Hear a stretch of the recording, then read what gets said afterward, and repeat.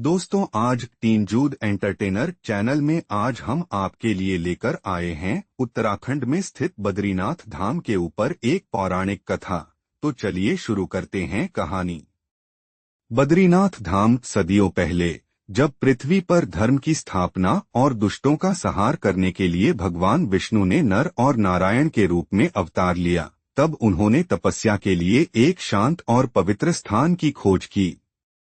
कथाओं के अनुसार भगवान नर अर्जुन के अवतार और भगवान नारायण भगवान कृष्ण के अवतार ने हिमालय की गोद में स्थित एक स्थान को अपनी तपस्या के लिए चुना।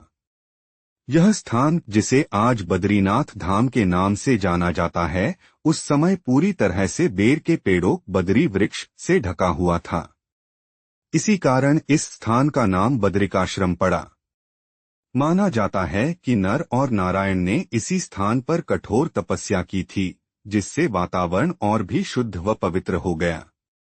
उनकी तपस्या से प्रसन्न होकर स्वयं भगवान शिव और अन्य देवता भी समय समय पर उनके दर्शन के लिए यहाँ आते थे। एक अन्य प्रचलित कथा के अनुसार, जब गंगा नदी पृथ्वी पर अवतरित हुई, तो उनकी प्रचंड धारा को संभालने के लिए भगवान शिव ने उन्हें अपनी जटाओं में धारण किया।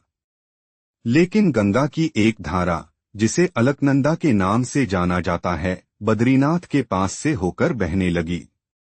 ऐसा कहा जाता है कि एक बार भगवान विष्णु अपनी पत्नी देवी लक्ष्मी के साथ अलकनंदा नदी के किनारे ध्यान कर रहे थे। उस समय वहां भयंकर ठंड थी। देवी लक्ष्मी ने देखा कि भगवान विष्णु खुले में बैठे हैं और उन्हें ठंड लग रही है। तब उन्होंने पास में ही उगे हुए बद्री बेर के पेड़ों का रूप धारण कर लिया और उन पेड़ों के नीचे छिपकर भगवान विष्णु को ठंड से बचाया। देवी लक्ष्मी के इस प्रेम और त्याग से भगवान विष्णु अत्यंत प्रसन्न हुए और उन्होंने इस स्थान को अपना निवास स्थान बनाने का निर्णय लिया। उन्होंने कहा कि क्योंकि देवी लक्ष्मी ने बद्री वृक्ष के रूप में मेरी रक्षा की है, इसलिए यह स्थान बद्रीनाथ के नाम से जाना जाएगा। माना जाता है कि सदियों बाद 8वीं शताब्दी ईस्वी में आदि गुरु शंकराचार्य ने इस पवित्र स्थान का पुनरुद्धार किया। लोक कथाओं के अनुसार शंकराचार्य को अलकनंदा नदी में भगवान बद्रीनाथ की एक खंडित मूर्ति या प्रतिमा मिली थी। यह मूर्ति शालीग्राम पत्थर से बनी थी और इसे नदी में किसी अज्ञात कारणवश फेंक दिया गया था। शंकराचार्य ने उस मूर्ति को नदी से निकाला और उसे बद्रीनाथ मंदिर के वर्तमान स्थान पर स्थापित किया। उन्होंने मूर्ति की पुनर्स्थापना की और बद्रीनाथ धाम में पूजा अर्चना की परंपरा को फिर से स्थापित किया। उन्होंने 4 धामों की स्थापना में भी महत्वपूर्ण भूमिका निभाई, जिनमें से बद्रीनाथ एक प्रमुख धाम है।